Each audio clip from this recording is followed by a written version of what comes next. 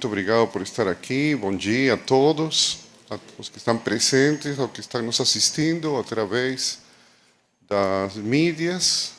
Sou Juan Mejia, cirurgião cardiovascular, staff aqui do Hospital de Messejana, de Fortaleza, Ceará, aqui no Brasil.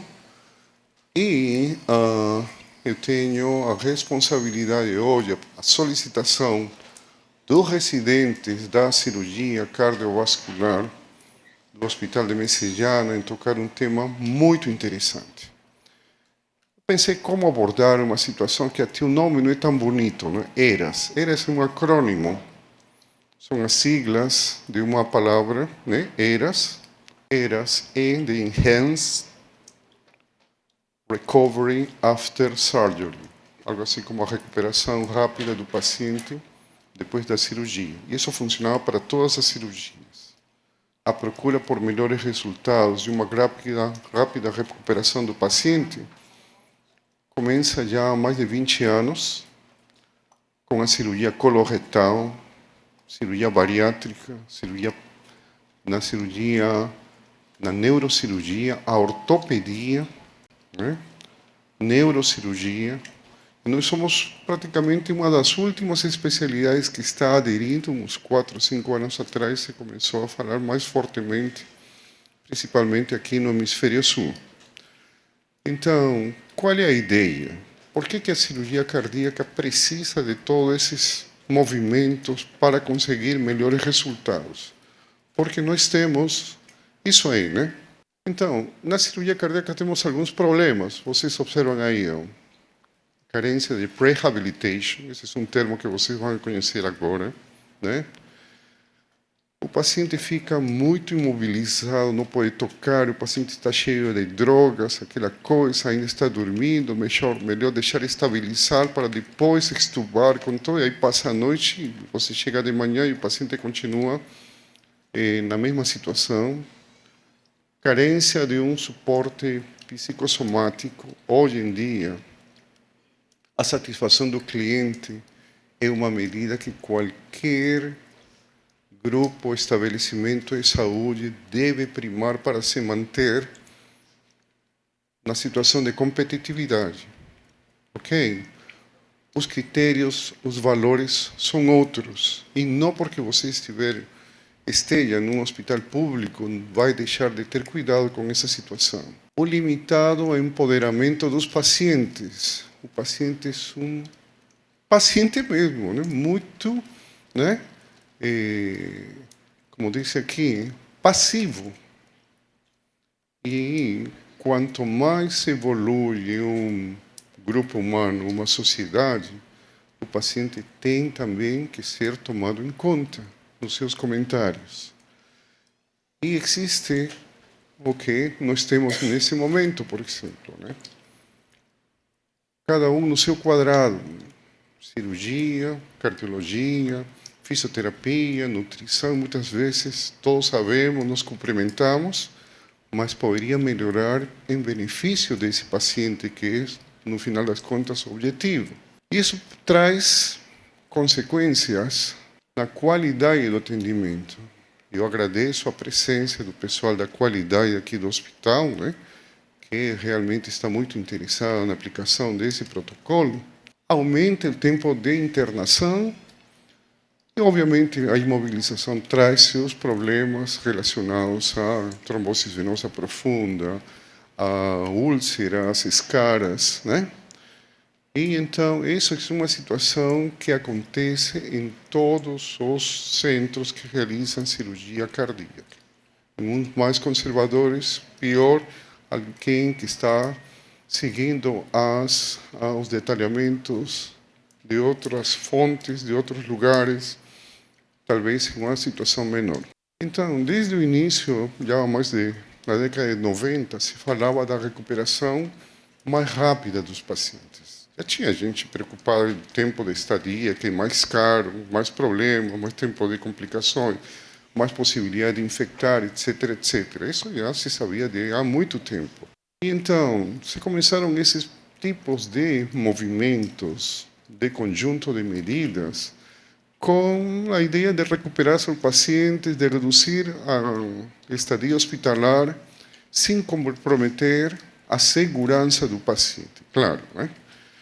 E para isso se focava na extubação mais precoce, na mobilização mais precoce também, e tinha que reassumir a via oral também o mais rápido possível. Então, eram sinais, não é de agora que se está atrás desses tipo de melhoras em relação ao atendimento. Já neste século, né, se focou muito que na cirurgia cardíaca, se a gente começasse a retirar os fatores pró-inflamatórios que favorecem a inflamação, nós teríamos melhores resultados. E se começou a pensar em incisões mínimas em relação a fazer a esternotomia, né? Que nós fazemos esternotomia mediana para abordar o coração. E se começou a estudar e realmente se tinha evidência que quanto menos se abrisse o esternão e se rasgasse o pericárdio, em forma como se faz normalmente para cirurgias maiores, os resultados eram melhores, certo? Só que teve outro movimento que diz essas incisões menores tinham uma limitação que não podia ser para pacientes muito graves, mais complexos. E se começou a medir, fazendo a esternotomia mediana, se fizéssemos outro tipo de cuidados, se melhoraria também.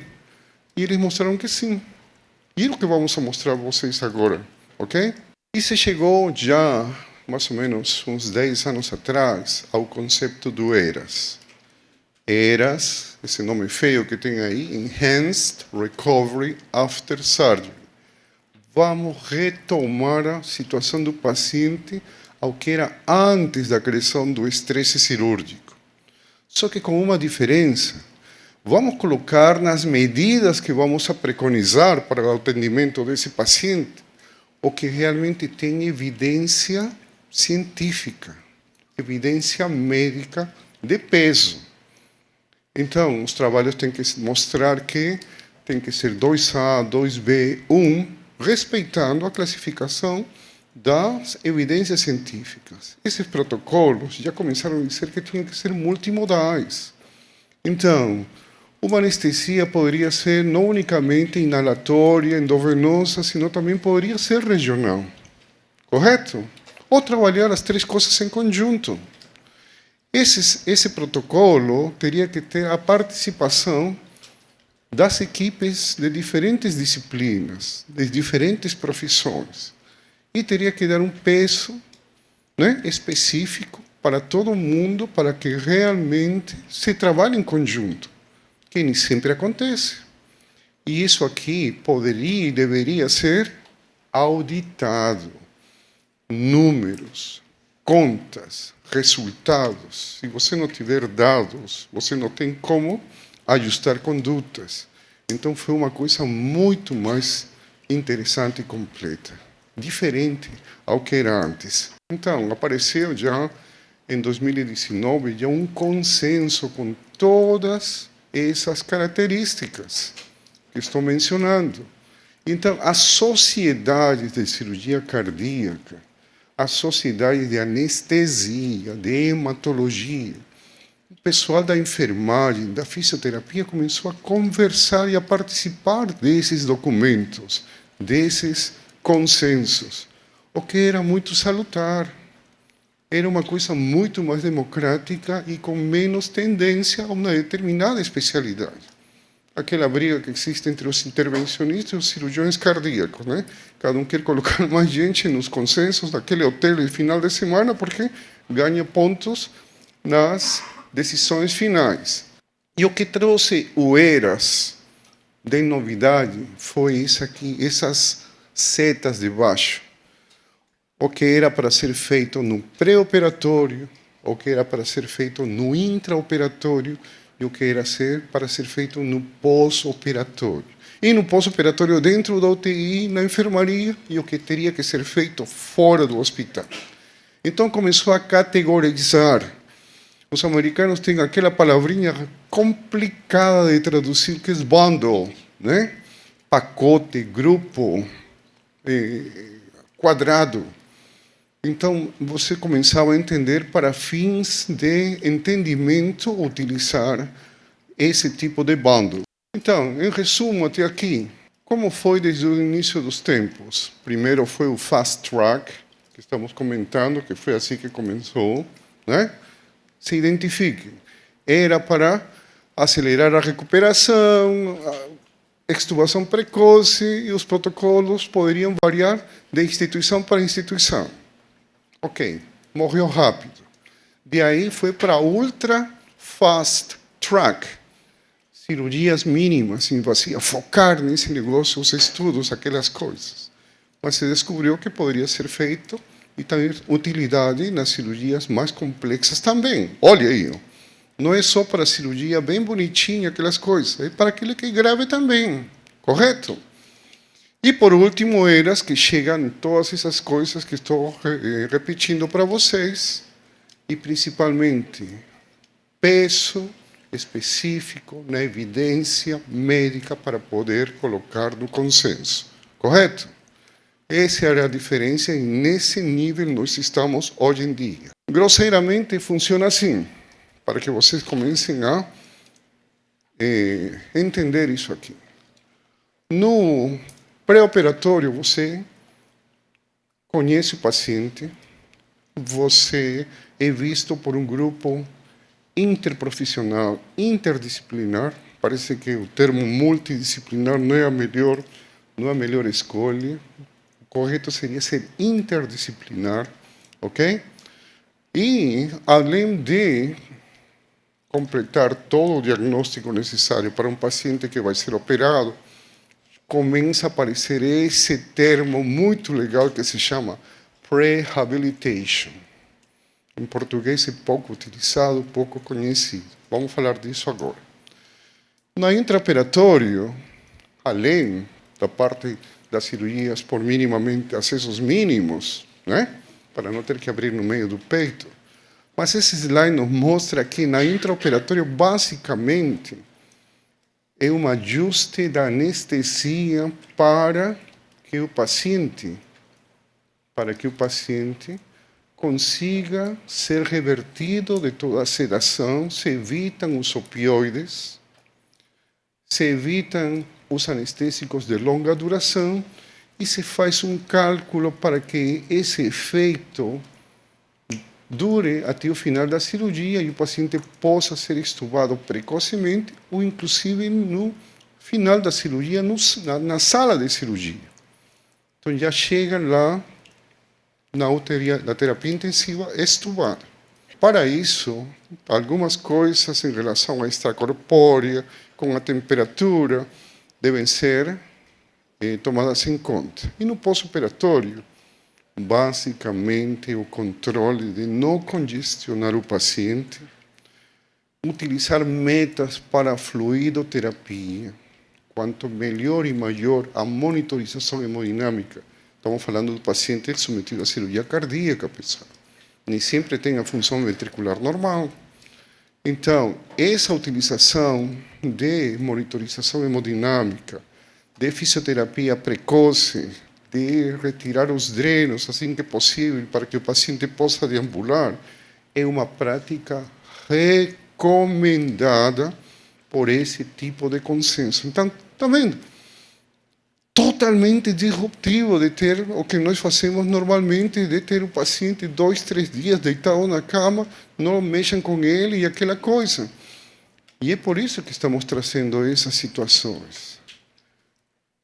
Onde já se viu o pessoal da fisioterapia conhecer o paciente antes, fazer consultório, colocar esse paciente que vai ser operado para fazer o teste da caminhada dos 6 minutos, para poder anotar qual é a distância que percorreu e depois, na hora da alta, comparar quanto está caminhando na alta, porque se consegue 80% do que registrou no início, já está em condições de alta mesmo, clinicamente, correto? Onde já se viu que o paciente que nós deixávamos em jejum prolongado desde as 10 horas da noite até as 8 horas da manhã que começávamos a cirurgia, esse paciente poderia receber líquidos claros, solução de maltodextrina, de 4 em 4 horas até 2 horas antes da cirurgia, antes da intubação. Claro, se não tinha gastroparesia, se não tivesse algum problema.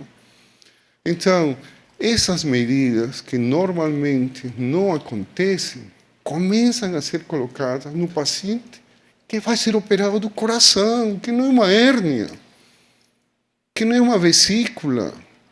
É um paciente que vai ter que colocar, vai ter que ser revascularizado, vai ter que trocar as válvulas. Está entendendo?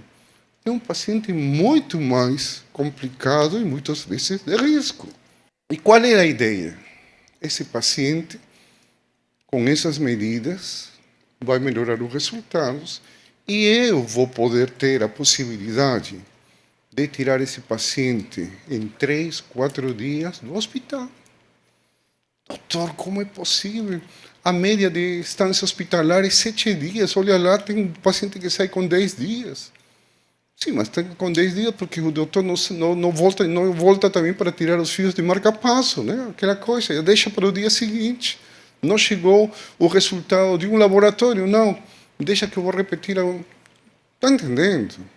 Então, são metas que se juntam para poder estimular para que todo mundo faça e trabalhe em conjuntos. Então, todos esses agentes que vocês estão observando, a cirurgia, a cardiologia, a fisioterapia, temos a parte da enfermagem, da assistente social, a nutrição, o perfusionista, o anestesiologista.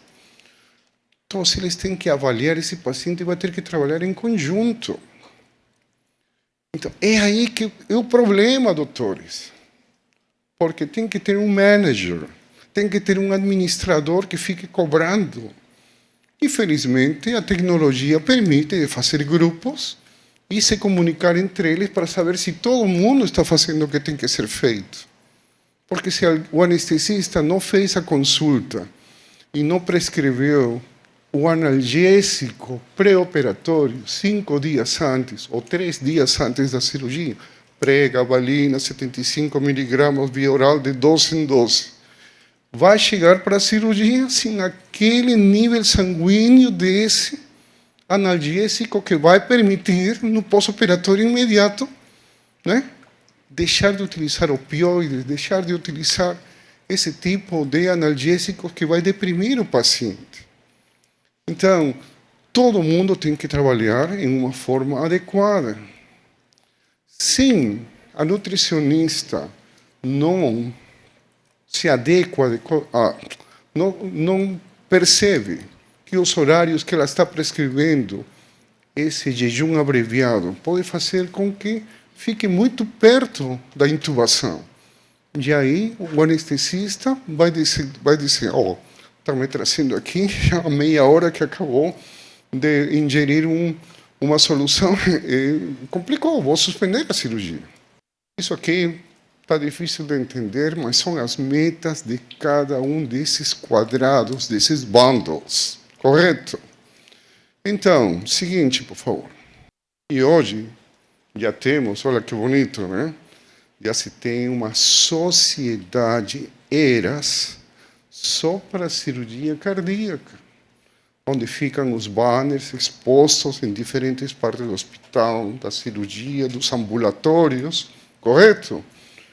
Áreas onde o paciente pode observar qual vai ser a sequência, desde quando está sendo recebido no consultório, quando está preparado para fazer o pré-operatório da cirurgia, o dia da cirurgia e no pós-operatório. Gente, quem não gosta de ser informado? Qualquer um de nós que vai ser operado quer saber que diabo que vão fazer comigo nos dias seguintes. E não é porque seja um hospital público que isso não deve deixar de ser feito. Isso é civilização. Isso é ter um aspecto democrático.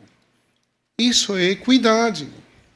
E eu acho que todo mundo tem direito a isso. E eu acho que por isso que eu sou convencido que o ERAS veio para ficar. O ERAS vai evoluir seguramente para em outros rumos, mas para melhor.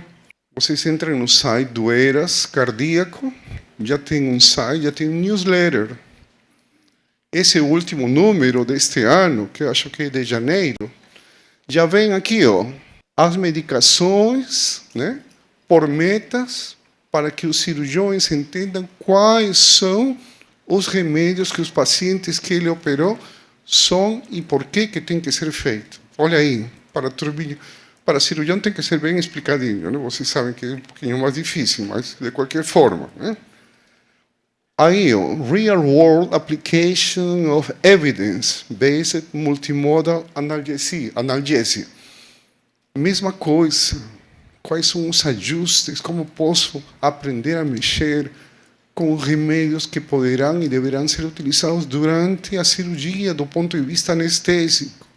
Evitar os opioides, evitar os anestésicos de longa duração, calcular o relaxante muscular, o bloqueador do relaxante muscular, para que o paciente tenha drive respiratório no final da cirurgia. Está entendendo? E tudo isso pode ser feito se você está com monitorização, o neuromonitoramento e outros sistemas. Quais são, por exemplo, aqui embaixo, vocês estão vendo, né? GLP-1, SGLT2, Preoperative Cessation.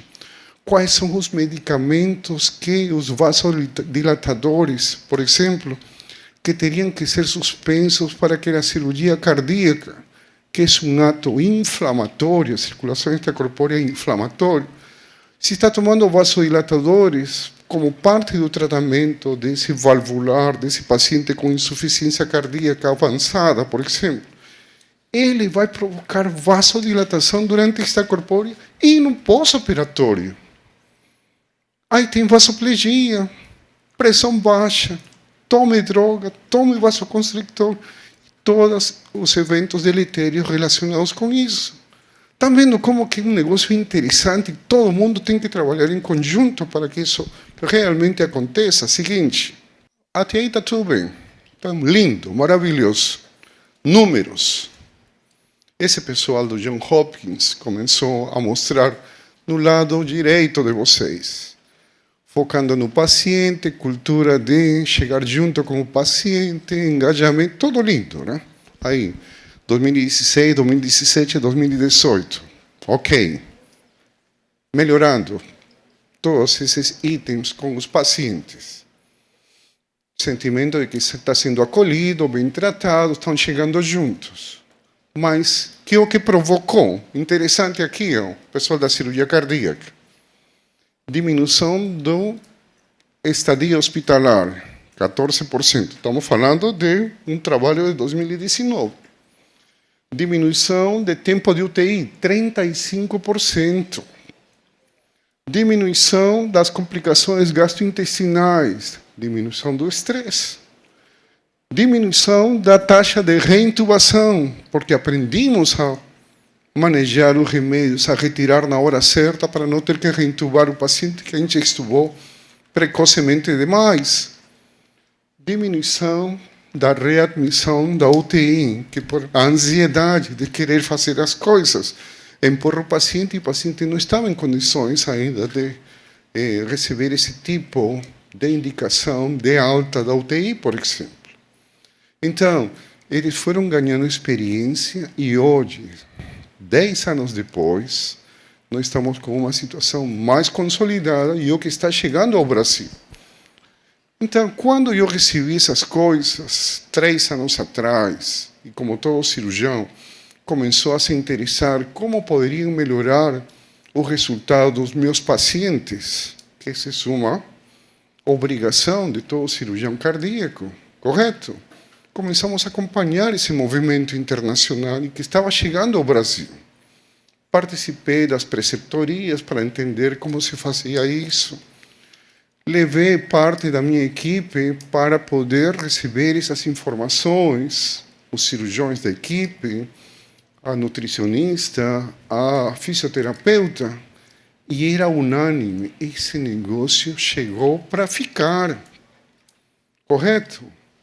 Mas eu tinha uma responsabilidade maior, eu estava querendo ir por aqui, mas aqui está chovendo. Eu queria eu queria, porque eu tinha não só na parte privada, tínhamos a parte pública também. E dentro da parte pública, doutores, doutoras, a minha responsabilidade como coordenador cirúrgico do programa de transplante cardíaco era o quê? Isso que está se falando para a cirurgia cardíaca como um todo se aplica para pacientes mais específicos e mais graves que o transplante cardíaco. Isso que estamos falando, dessas coisas, quando eu entendi que o que não era a coluna vertebral era o atendimento multidisciplinar, correto? E eu me perguntei, quem é mais multidisciplinar em todo o hospital do Messejana? O transplante cardíaco, senão não teria como funcionar. Correto? Então, já encontramos uma possibilidade de um ponto de partida interessante. Então, fizemos realmente um investimento de tempo e de estudo nessas situações e, paralelamente, como íamos trabalhando aqui no Hospital de Messejana, no setor público, na parte que nos correspondia, começamos a trabalhar na parte privada. Por quê? Quando você conversa com um gestor, você tem que dar números, correto? E quando você não tem número, porque está começando um determinado projeto, protocolo, tem que se apoiar nas realidades parecidas, vizinhas, ou que estão registradas, certo? Então, e apareceu um resultado daqui do Nordeste. São Paulo começou, pessoal do INCOR, Samaritano, interessante, mas aqui do lado, os nossos vizinhos, em João Pessoa, no hospital da Unimed, ela que sorriu deve ser da Paraíba, né? No hospital de João Pessoa, da Unimed de João Pessoa, Soraya, o cirurgião cardíaco, muito experiente, parte do conselho da Unimed, excelente profissional, excelente cirurgião, com apoio da diretoria, pegou a equipe multidisciplinar e começou esse projeto nos pacientes. E ele mostrava nas apresentações que ele conseguia tirar os pacientes, dar alta em 3 dias. 68% dos pacientes, escutem, 68% dos pacientes saíam no primeiro dia da UTI para a enfermaria, no primeiro dia. Ok, lindo, maravilhoso, aquelas coisas. Seguramente na enfermaria eles encrencavam. Mas o que o gestor quer ouvir também é em relação a custos.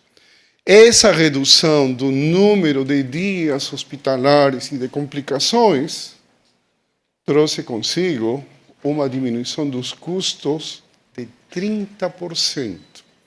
Aí o gestor fica feliz, correto? O paciente vai querer sair o antes possível do hospital, o leito roda mais rápido. E eu disse, nos slides das apresentações, tudo é muito lindo, né? E ele me convidou a participar presencialmente. Eu cheguei um domingo, já haviam operado sábado o paciente. Essa paciente saiu de alta na terça-feira. E eu consegui ver como eles preparam, teve uma cirurgia na segunda-feira, como eles retiram o tubo, como é o atendimento. Esse paciente que foi operado e sai extubado, e que teve jejum abreviado, faz anestesia que eu vou mostrar agora. Esse paciente operado chega extubado, o pessoal da fisioterapia, doutora Socorro, já chega junto, não espera nem que monitoricem o paciente, já coloca no VNI, com 4 horas está se alimentando, porque teve o jejum abreviado, está extubado, não tem relaxante muscular, evitam opioides, antiemético para que não vomite, correto? Com 8 horas estava sentado na borda da cama. o plantonista não pode deixar com gesto esse paciente, por isso que tem que utilizar monitorização hemodinâmica mesmo. Não sangrou. Na manhã seguinte, eu estive presente com eles. Drenos fora, sonda vesical fora, correto? Está estável, não tem drogas. Ele deve ter também procurado algum paciente para poder se exibir comigo, meu amigo, o Dr. Maurílio Onofre. E ele começou, ante a minha surpresa, começou a deambular por dentro da UTI. Uma coisa que eu nunca tinha visto fazer. Mal consigo ver nossos pacientes aqui sentadinhos depois de 5 dias de pós-operatório, né? Então, isso foi uma confirmação que eu teria que apressar as coisas. Conversei com o pessoal da Unimed, que de uma forma muito receptiva, colocou toda a equipe multidisciplinar da Unimed para replicar o que nós já tínhamos visto em São Paulo e em João Pessoa. E muitas das coisas que eu vou mostrar para vocês são coisas que estamos conseguindo fazer aqui no Hospital de Messejana e que já estão acontecendo no Hospital da Unimed de Fortaleza. Seguinte, por favor. Esse é um paciente da Unimed, um paciente de 117 quilos, rotura de cordoalha, válvula mitral, certo? Ficou internado, pregabalina de 12 em 12 horas, 3 dias antes, já teve extubação na sala, ok? Retirados os drenos no dia seguinte, porque não tinha sangramento importante, sonda vesical fora, e aí, ó, vocês veem, né? Com a fisioterapeuta, que é a mesma que cuidou o nosso paciente que operamos ontem, um aneurisma de aorta ascendente, é a mesma, que eu me esqueci o nome dele. Então, esse paciente, junto com os outros 9, são 10 pacientes que já operamos dentro desse protocolo no Hospital da Unimed, todos com extracorpóreo, aneurisma de aorta ascendente 2, revascularização, plastia, troca de válvula mitral, estão tendo, felizmente, entre um dia e meio, saindo da UTI. E estão saindo com 3, 4 dias, estamos aprendendo também, de alta hospitalar. Eu sei que vou ficar mais conservadores com os pacientes da síndrome coronariana aguda, porque esses estão dando um pouco mais de trabalho e também a gente não pode, né, querer abraçar o mundo. Mas aos poucos a equipe está. E a semana passada, eu havia feito a preceptoria o ano passado, este ano já me convidaram para ser palestrante do curso lá no INCOR, né, sobre eras no transplante cardíaco. Para quem, por quê e como. Porque nós aqui no Hospital de Messejana, atentos a todas essas informações que estavam acontecendo e que estou mencionando para vocês, eu comecei a trabalhar também aqui no Hospital de Messejana os diferentes setores. Só que isso aqui é um trabalho que foi feito na Alemanha, em Hamburgo. Essa é uma cirurgiã cardíaca que apresentou isso nesse webinar, que foi para mim uma referência de como as coisas acontecem fora e como os caras têm os mesmos problemas que nós temos. Por quê?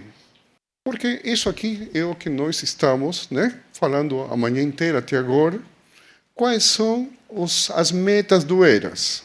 Aqui embaixo, a redução do estresse, a cirurgia, a aceleração da recuperação, diminuição do tempo de internação hospitalar, melhorar os resultados em relação à morbidade e mortalidade. Isso vai trazer como consequência a redução de custos. Ok. No caso do transplante cardíaco, doutora Socorro, são pacientes especiais. Eles têm também, igual que nós, 50% dos que vão para transplante estão internados, igual que nós aqui. Só que eles têm, nos Estados Unidos e na Europa, de cada 10 pacientes que se deitam na mesa cirúrgica para serem transplantados, a metade estão com um dispositivo de assistência ventricular, que foi colocado atrás, que é o que se chama do LVAD. Correto? E nós não temos isso aí, porque o que temos? Os pacientes que estão em ECMO, como ponte para transplante, os temporários, que estavam chocados e a gente tem que colocar para que não morram em uma situação diferente deles. Então, as realidades são diferentes, mas os problemas são os mesmos. Então, eu me interessei em saber como esse tipo de abordagem acontecia num país do primeiro mundo, para tentar entender como fazer aqui, numa situação no Nordeste brasileiro, com problemas estruturais sérios. E esses, a jogada dos blocos, dos bundles. Entender e começar a dividir as tarefas antes da cirurgia, durante a cirurgia, depois da cirurgia. Na prehabilitation, olha que interessante, não é só fisioterapia para que o paciente, né, do consultório que está internado faça os exercícios, etc, etc. Também entra a nutrição, entra a parte da cabeça, a psicossocial, a psicóloga. Tem pacientes que têm fobia, tem pacientes que precisam da conversa para poder entrar na lista de transplante, e qualquer tipo de cirurgia, e também na cirurgia cardíaca. Os pacientes que vão para o transplante são sarcopênicos, muitos estão caquéticos, precisam de suplementação nutricional. E, no caso da infection control, esse problema é com os VATs. Conosco, são os pacientes que estão em ECMO como ponte para transplante. O ano passado fizemos 35 pacientes transplantados aqui no Hospital de Messejana, 2024. 4 chegaram em ECMO como ponte para transplante. 4 estavam em ECMO como ponte para transplante. Um faleceu antes do transplante, os outros 3 chegaram a transplante, 2 sobreviveram. Essa é a nossa realidade. De 35, 4 é mais de 10%. Tem a parte da nutricional, e isso aqui foi, e aqui eu tenho que reconhecer o trabalho da nutrição daqui, do setor de nutrição, através da doutora Carol Gomes, né, Caroline Gomes, que construiu um protocolo para o jejum abreviado no paciente que vai ser transplantado, entende? Se eu tenho uma cirurgia marcada para segunda-feira, às 8 horas da manhã, eu sei 2 horas antes que horas que eu vou colocar a última dose da maltodextrina, correto?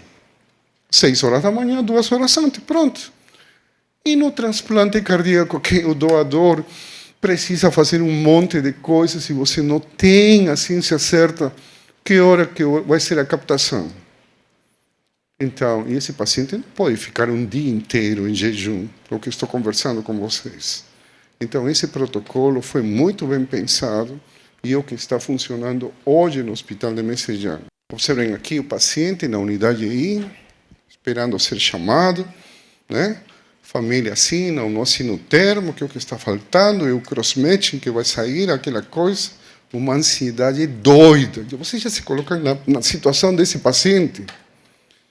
E talvez seja, Juan Carlos, o fato de chegar com um líquido para conversar com esse paciente, que talvez imunomodule para benefício desse paciente. Estão entendendo a diferença? A evidência mostra que o jejum abreviado diminui a resistência à insulina. Vai ter menos problemas de hiperglicemia, e isso é uma forma de ter um efeito anti-inflamatório. Ok. Evidência. 2B. Então, vamos com calma, né? Não é a solução para todas essas coisas, mas já ajuda. Dessa explosão de inflamação, se você vai colocando alguma coisa para retirar, já ajuda.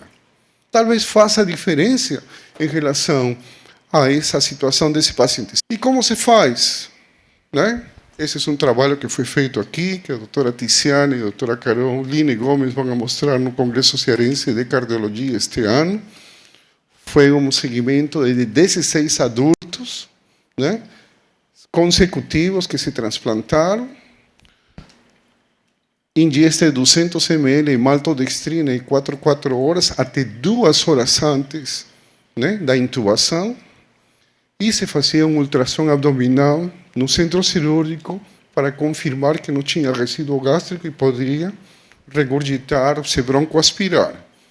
Resultados: sem broncoaspiração, sem episódios de regurgitação, não teve problemas na hora de passar a sonda o probe do trânsito esofágico. Então, dá para fazer. Com essa informação, pessoal, que foi a primeira coisa que eu fiz, falei, a nutrição está resolvida. Ok. Agora vamos com anestesia. Convencer os colegas, muito receptivos também, para poder ajustar a forma, né, multimodal da anestesia nos pacientes que estamos conversando com vocês, evitar os opioides e essas coisas. Seguinte, aqui tomando seus líquidos, seguinte, aqui, ó, né, a solução, e o doutor Daniel Trompieri fazendo um ultrassom, né, para confirmar que não tem resíduo gástrico. Seguinte, durante esses bundles, durante a cirurgia, todas essas recomendações que já conversamos, seguinte, a utilização de monitorização hemodinâmica, mas nós, do ponto de vista cirúrgico, doutor Attila, nós sabemos que, infelizmente, isso aqui não dá para ver, esse catéter Swan-Ganz, o catéter Swan-Ganz, aquele catéter que vai pelo lado direito, até o ramo direito ou esquerdo da artéria pulmonar e que nos dá informações valiosas, tem que estar bem colocado durante a cirurgia do transplante. Depois é muito difícil localizar uma posição certa para obter resultados adequados que nos permitam tomar decisões diagnósticas e terapêuticas. Pacientes são críticos. Então, nós aprendimos a colocar esse catéter Swan-Ganz em uma forma adequada. O Dr. Daniel Trompieri foi aos Estados Unidos, sim, teve um transplante e ele já trouxe essa técnica para colocar nós mesmos esse Swan-Ganz em forma intraoperatória. Seguinte, nós já temos, né, o CellCerebro, a máquina de recuperação celular, quanto menos hemotransfusão se realize, quanto menos hemoderivados se consiga realizar, menos sensibilização desse paciente transplantado teremos. Então, é mandatório utilizar, infelizmente, nós temos esse tipo de equipamento. Seguinte, a utilização, se for necessário repor hemoderivados, fazê-lo em forma guiada através da tromboelastometria, que também, através dos anos, o transplante conseguiu trazer aqui e colocar para o resto dos pacientes da cirurgia cardíaca. Seguinte, a circulação extracorpórea é outra situação que tem que ser tomada em conta, né?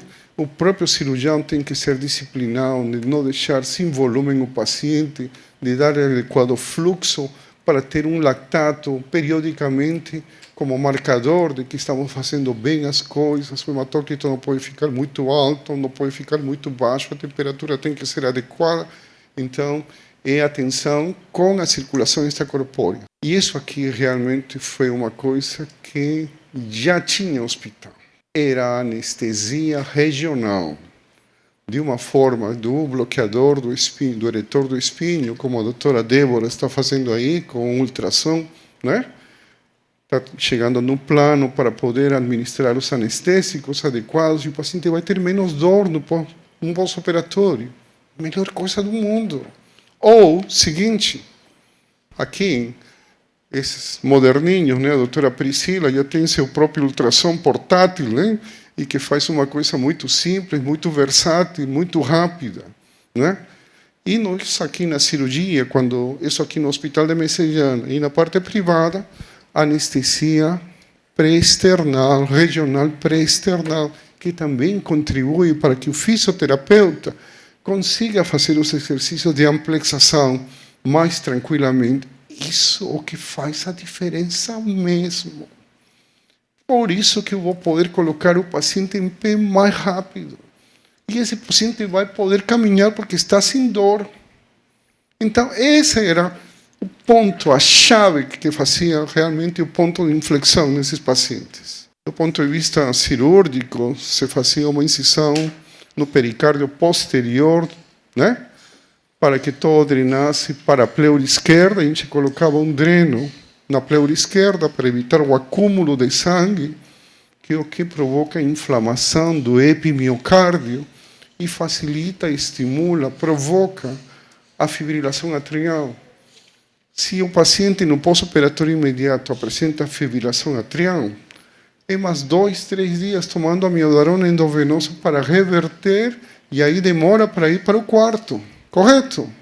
Então, isso aqui era um ponto-chave, mas nós fazemos diferente, colocamos drenos no pericárdio posterior, e eu acho que é um equivalente, vamos comparar, eu acho que até poderíamos fazer um estudo a respeito. Seguinte, e na reabilitação?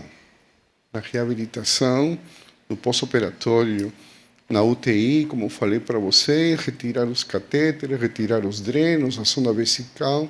Obviamente, se o paciente tiver condições para isso, se o paciente tem uma disfunção grave, está tomando inotrópicos, não por querer entrar no protocolo, você vai arrancar as coisas, não. Tem que ponderar, tem que fazer, e isso aí, normalmente, todo intensivista sabe fazer. E no pós-operatório, aqui vem a diferença também. Sai de alta esse paciente, sai de alta no terceiro dia, bonito, maravilhoso.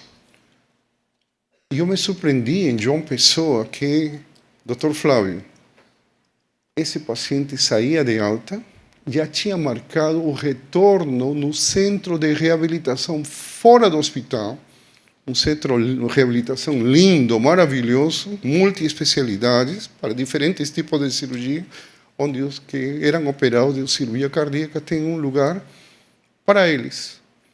Então, já era uma sequência, não é que o paciente vai... Nós fazemos isso por enquanto, mas o Dr. David Salles, que nos prestigia aqui na Unimed, vai conseguir para a Unimed, por conta desse protocolo, um centro de reabilitação para esses pacientes que são operados pelo protocolo ERAS.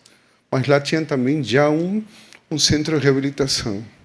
E quando eu penso que onde está o maior, o melhor centro de reabilitação cardíaca no estado do Ceará? Vocês têm ideia onde fica? No Hospital de Messejana, gente. No Hospital de Messejana. Então, nós precisamos trabalhar, apoiar o pessoal da fisioterapia, porque você de manhã vê um monte de gente fazendo exercício, realmente dá gosto ver isso aí, e às vezes de tarde está vazio.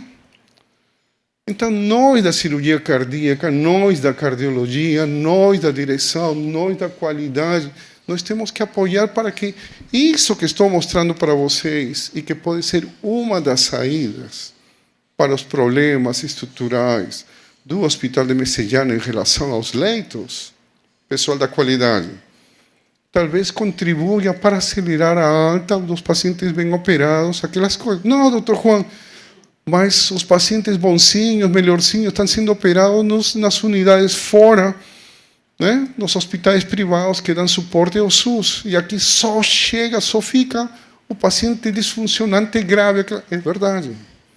Mas, dentre eles, terão alguns com um perfil que possam ser colocados aqui nesse protocolo também. Se o transplante pode ser feito, por que não pode ser feito um paciente desse tipo? Paciente em ECMO, acordada. Isso aqui é o Hospital de Messejana, gente. Ah, tá bonitinha, a professora que veio de Rondônia, aquela coisa. Vai conversar com essa mulher 13 dias com essas máquinas. Se não tem necessidade da psicóloga, da parte assistente social, das coisas. Ok? Então, são pacientes muito, além de críticos, está com uma máquina que está segurando a circulação do paciente. Pensem na cabeça desse pessoal. Felizmente, apareceu em tempo, em 13 dias, um coração, quando ela já começava a dar sinais, né, de que estavam complicando as coisas, e 3 semanas depois, fazendo a fisioterapia, dentro da unidade I, numa das salas, né, uma bicicleta que foi a doutora Socorro Quentinho que trouxe aí de doação e nunca mais saiu, né, porque o vigia disse, você não tira esse negócio daqui, porque cadê a fatura, cadê a nota fiscal, né, Socorro? Observem aqui o paciente transplantado no pós-operatório imediato, quase sentado. Esse leito, essa cama, eu vi numa hospitalar. Aí eu falei com os vendedores, eu quero essa cama para meu hospital, para meus pacientes em ECMO, Thomas. Os pacientes em ECMO, eu quero que fiquem sentados. E aí conseguimos e trouxeram esse leito aqui. Depois devolveram. Não vamos entrar em discussões. Enfim, observe aqui a doutora Esther, fisioterapeuta, né? Estava escondido esse cicloergômetro em algum canto. A gente estimula, conversa. Foi outro setor que eu me aproximei para poder ir juntando todos esses quadradinhos aqui do hospital. Correto? Estão entendendo como funciona? Olha aqui a cara de felicidade do paciente, a cara de felicidade da Esther, ok? Esse paciente, né? É um paciente que se operou na terça-feira, esse é um áudio da quarta-feira, primeiro dia do pós-operatório. Estava estável, havia melhorado da disfunção do ventrículo direito, sem drogas vasoconstritoras, tomando sodobutamina. Encontrei ele sentado, falei, você não quer ficar em pé? Aí o enfermeiro ajudou para colocá-lo em pé. Ele começou a caminhar. Gente, eu só pedi permissão para colocá-lo em pé, não para que caminhe. Ele já havia caminhado. Então, eu acho que nós estamos sendo, às vezes... Como está se sentindo? Estou bem, graças a Deus, estou bem melhor. Graças a Deus mesmo. Aonde quer ir? Vou na padaria agora, comprar um carioquinha para o fome, né? Um carioquinha. E não teve script, foi uma situação espontânea. Então, eu acho que podemos ser, Dr. Thomas, menos conservadores. E de alguma coisa dessa reunião de hoje, gostaria que vocês pensassem, analisassem, cada um na sua disciplina, na sua profissão. Tem gente que está fazendo diferente e está dando certo. Vamos pensar que também no nosso canto poderá dar certo. Faltam muitas coisas, mas o que não vai faltar é a intenção de melhorar, a intenção de dar um melhor atendimento aos nossos pacientes. Seguinte, estou terminando. Esse é o estudo do pessoal de Hamburgo, né?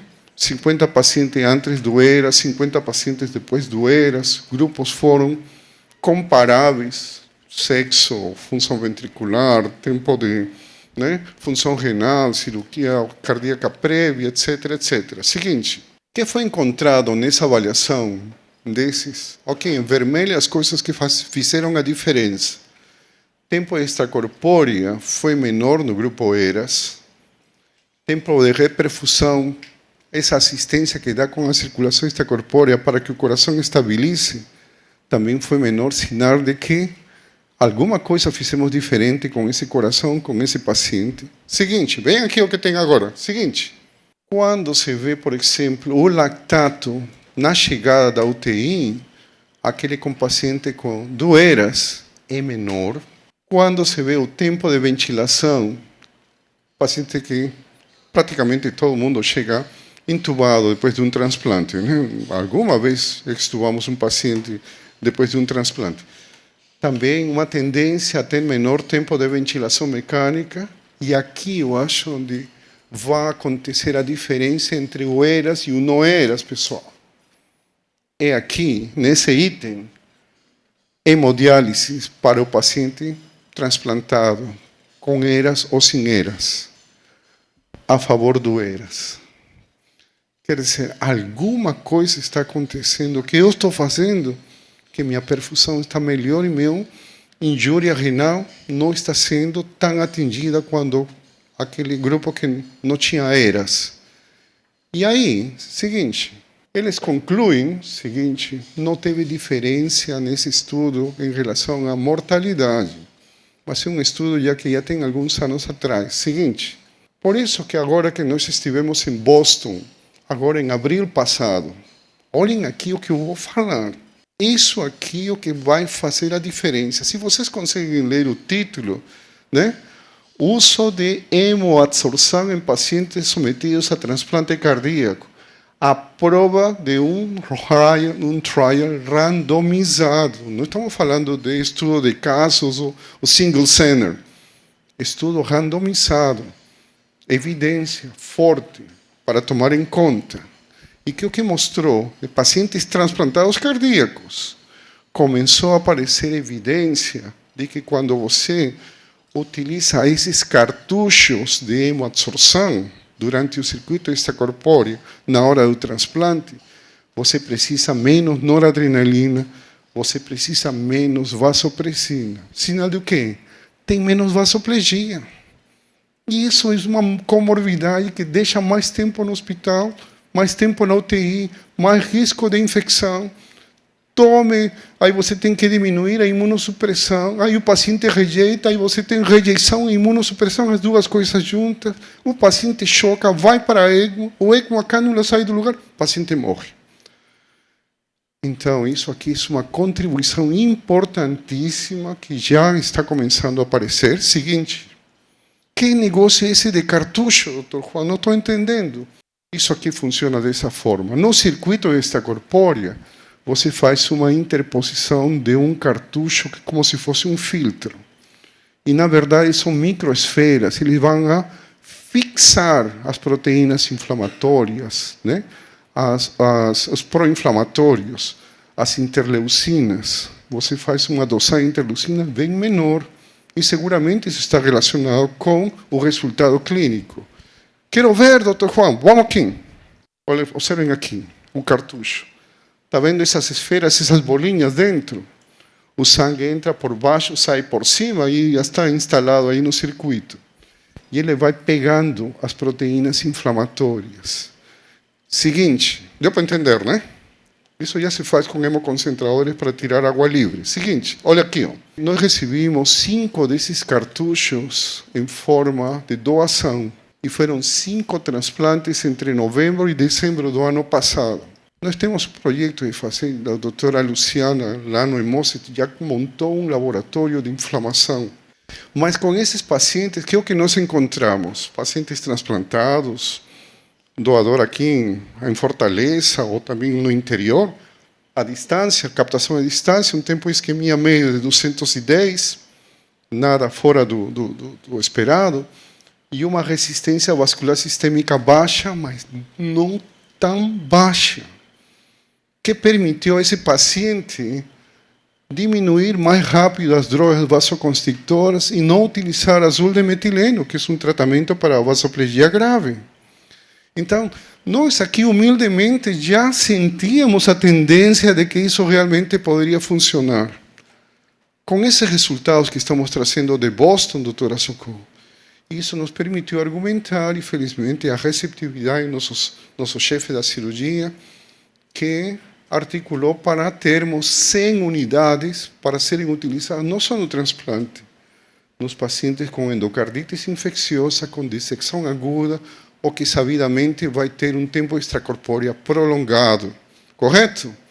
Então, realmente estamos acompanhando o que está acontecendo a um nível global. Seguinte, isso aqui, doutor Flávio sabe disso aí, doutor Carlo Acci, os residentes, havíamos começado dizendo que lá no ano 2010, 2015, o pessoal já apontava que se se fizesse incisões menores, você mexia menos com o pericárdio, que não deixa de ser uma serose, tinha menos, se liberavam menos substâncias inflamatórias, o paciente ia melhor. Realmente isso acontece.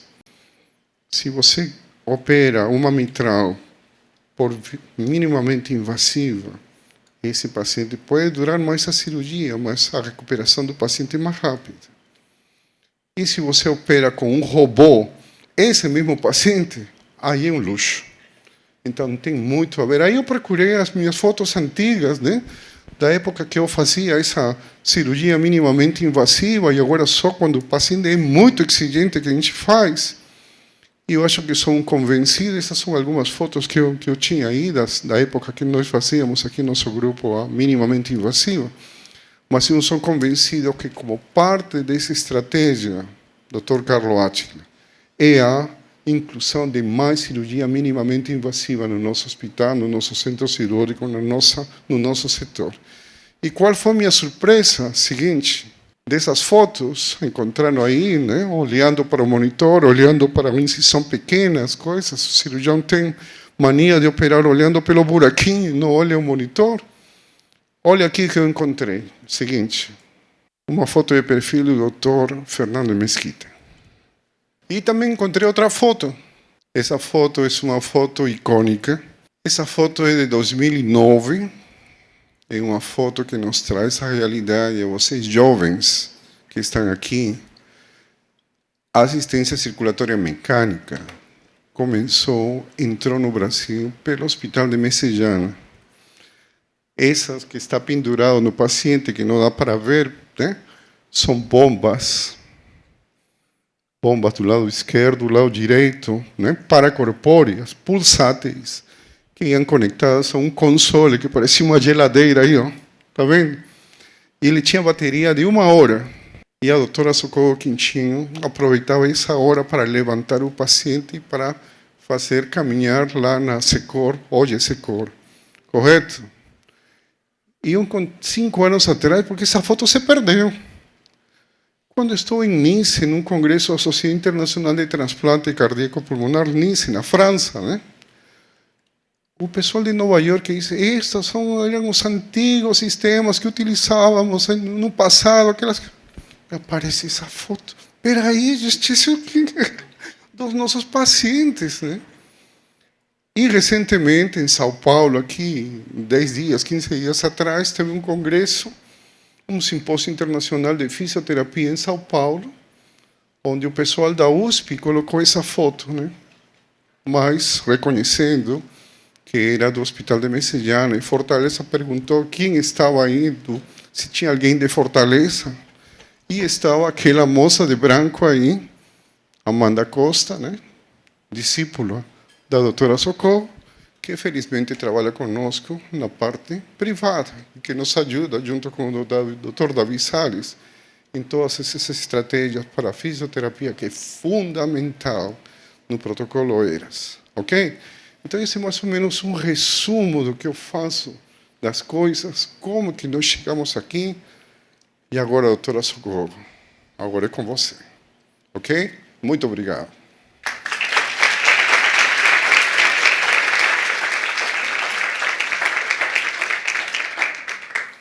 Acompanhem aí o nosso grupo, né?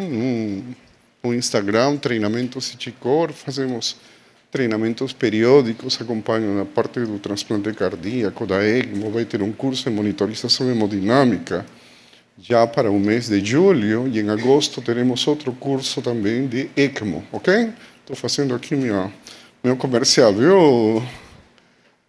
Ok, gente, perguntas? Fico à disposição.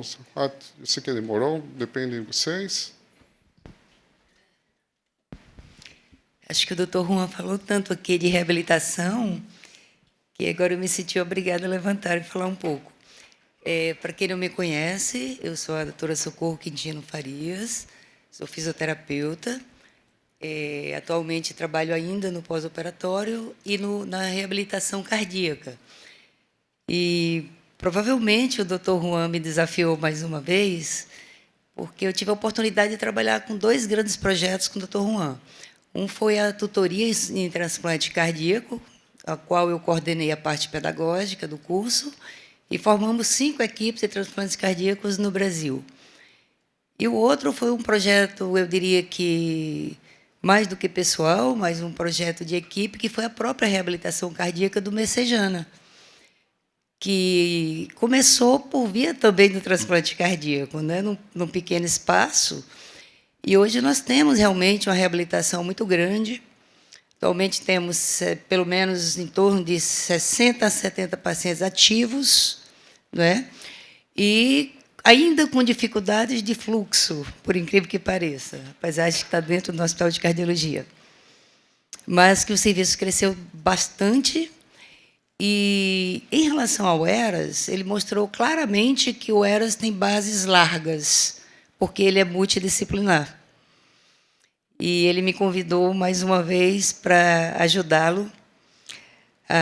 Na verdade, muito do ERAS está sendo feito, em parte, não é? Porque a gente falta agora linkar, juntar as peças, como ele mesmo falou, né?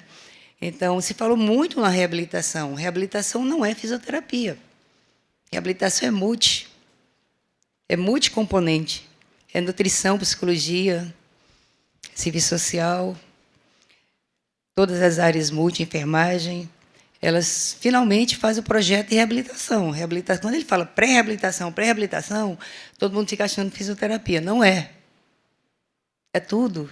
É tudo que importa para o resultado final. O que me leva a acreditar no ERAS, na verdade, é que a gente percebe que é uma melhoria para a linha de cuidado. É a experiência do paciente da hora que ele entra até o resultado do pós-cirúrgico. E isso envolve necessariamente os cuidados pré, intra e pós-operatório, né? Então, aqui em Messejana, a gente tem a oportunidade de ter fisioterapia 24 horas na UTI pós-operatória há mais de 20 anos. Então, alguma falou aqui uma coisa. Por que o paciente ainda fica, às vezes, deitado e ainda não ficou em pé, né? Então, tem várias coisas envolvidas. Ele mesmo colocou muito bem aqui, muito bem a questão do preparo pré, do preparo intra, da contribuição que a anestesia dá no controle da dor para possibilitar o trabalho. A contribuição que o cirurgião dá quando ele faz uma boa drenagem torácica e possibilita o paciente a não ter atelectasia, não ter fibrilação atrial e promover a melhora mais rápida. A contribuição que a nutrição faz quando ela intervém no pré-operatório. Então, assim, eu tive o cuidado de ler um pouco essas recomendações da Sociedade ERAS para a cirurgia cardíaca. E, assim, para o transplante, eu acredito que seja um passo, não mais fácil, mas um passo, eu diria que já tem, como ele falou, tem uma equipe, e é mais fácil linkar. Aí é preciso fazer comunicação. Se a gente não tiver comunicação na equipe, a gente não caminha também. A comunicação é fundamental. Então, para o ERAS, eu queria aqui terminar minha fala fazendo assim, um convite e um apelo a cada um de vocês. Eu achei incrível a iniciativa do Juan, mais uma vez, de convidar, sobretudo, a residência, os profissionais de todas as áreas a estarem aqui. Eu fiz esse convite também fortemente aos meus colegas todos esses dias, para que a gente pudesse participar ativamente. Outra questão é o núcleo de segurança do paciente, o núcleo de qualidade, que obrigatoriamente terá que passar por todo esse processo para chegar, para que a gente possa fazer isso com sucesso. Mas, para fazer isso, às vezes as pessoas estranham muito o jeito do Juan trabalhar. Eu já me acostumei. Ele faz essa arrancada. Ele sai arrancando os tocos e derruba muita coisa no meio do caminho. Para quem não o conhece, acha que tudo vai ficar no chão, mas não fica. Se ele encontrar quem abraça essa arrancada, as coisas ficam em pé, conforme a reabilitação ficou e cresceu. Eu acho que é uma oportunidade para o hospital de melhorar. Eu acho que o ERAS é, sobretudo, educativo. Educativo não é do Juan, é nosso. Ele é educativo por quê? Porque cada um vai cuidar de fazer suas coisas. A físio faz. A físio faz muito dentro do pós-operatório. Mas se a gente protocolar, a gente vai fazer melhor. Se a gente conseguir fazer um pré-operatório mais assertivo, também a gente vai melhorar todo o resto da linha do cuidado. E assim é com todas as outras categorias, eu acredito. Como ele colocou aqui, o anestesista passa a ter todo esse cuidado, que não é feito de rotina também. E se todo mundo passa a fazer, por isso que eu digo, ele é, sobretudo, educativo. Ele nos convida a fazer as coisas de uma forma mais correta, naquilo que acreditamos.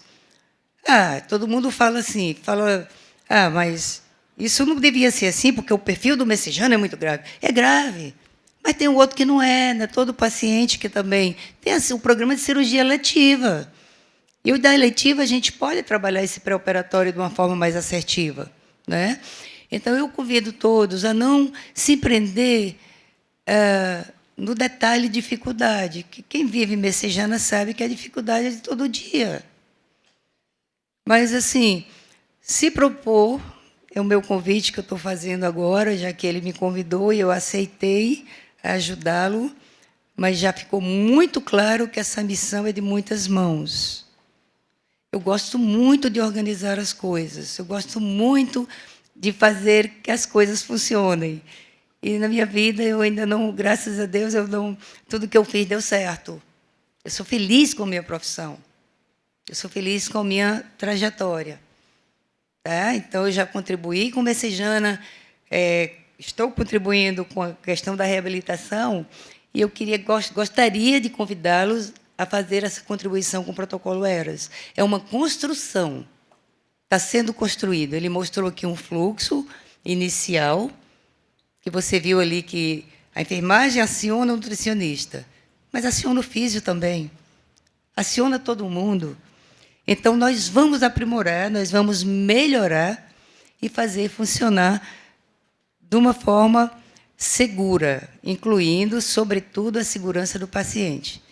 Tá? Então, eu agradeço mais uma vez ao Dr. Juan pelo convite. Eu aceitei, mas eu aceitei também porque meus colegas se propuseram também a me ajudar. E eu gostaria de fazer parte desse grupo. Hoje eu estou a manhã inteira no hospital e gostaria de conversar com todas as pessoas que estão interessadas em desenhar melhor e fazer o link do protocolo do ERAS. Tá? Então, eu estou à disposição. Muito obrigada. Bom, alguém quer se manifestar adicionalmente?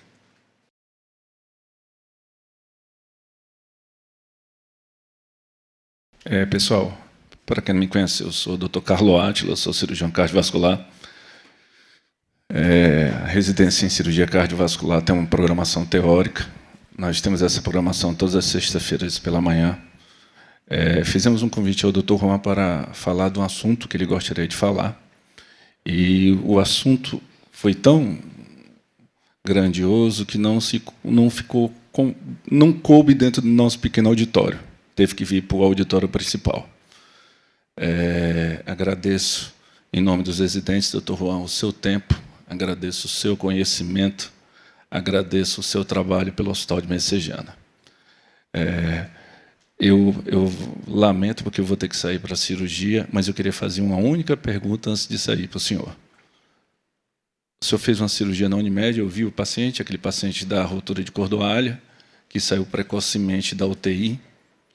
E onde foi que o senhor encontrou maior resistência? Porque o hospital da Unimed ele é um hospital cheio de fluxos pré-estabelecidos. Eu acho que alguns que você chegou para apresentar, para conduzir o seu paciente, já estavam lá. Mas o senhor teve alguma resistência? Isso, felizmente, foi uma situação planejada. Se mostrou o protocolo à diretoria do hospital, que foi muito receptiva, e nutricionista, psicóloga, fisioterapeuta, fonoaudióloga, terapeuta ocupacional, que são o grupo da multidisciplinar do Hospital da Unimed, foi colocado para avaliar em forma pré-operatória esses pacientes que eletivamente seriam operados pela nossa equipe. De sorte que o grupo já conhecia, já fizeram os estudos, os trabalhos, fizeram consultas terça-feira, aliás, quarta-feira, às 14h, no 7º andar, onde eles têm os consultórios, e cada um desses representantes dessas disciplinas conheceu o paciente, abriu o prontuário desse paciente e traçou as metas para quando esse paciente fosse operado. Então, Davi Salles está aqui, né, um fisioterapeuta conhecido na cidade, ele que está, né, organizando, basicamente, esse grupo multidisciplinar, não só a parte da fisioterapia. Então, o negócio anda porque você tem apoio da administração. E quando você leva argumentos para poder convencer o gestor, eu acho que, se o gestor é receptivo, acontece. Já são 10 pacientes. Ontem operamos uma paciente de aneurisma de aorta ascendente, o Dr. Daniel Trompieri, o Dr. Darwin, o Dr. Roberto Ibiapina, anestesista, o Rodrigo, perfusionista. O paciente testemunha de Jeová, aneurisma de aorta. Perfeito, saiu estubado, não sangrou, está bem. Quer dizer, e aí toda a equipe multidisciplinar chega junto, porque faz a fisioterapia, seguramente hoje à tarde deverá estar indo para a enfermaria. Então, por quê? Porque se planejou, né? O paciente estava com 11 de hemoglobina, 2 meses e meio depois foi para 14, 15 de hemoglobina, entendeu? E você conseguiu fazer isso de uma forma adequada. Então, doutora Atila, eu acho que é planejamento. Nada acontece por acaso. E no Hospital de Messejana, agora que os setores estão sensibilizados, eu acho que podemos e devemos levar essa proposta, nós cirurgiões, para conduzir, junto com o resto, um protocolo que eu acho que vai trazer muitos benefícios para a administração do hospital, para todos nós em relação aos leitos e principalmente para os pacientes. Essa ideia de começar com os pacientes seletivos, perfeito, né? Vocês que dominam esse negócio das escalas, ok? Muito obrigado, doutor Juan.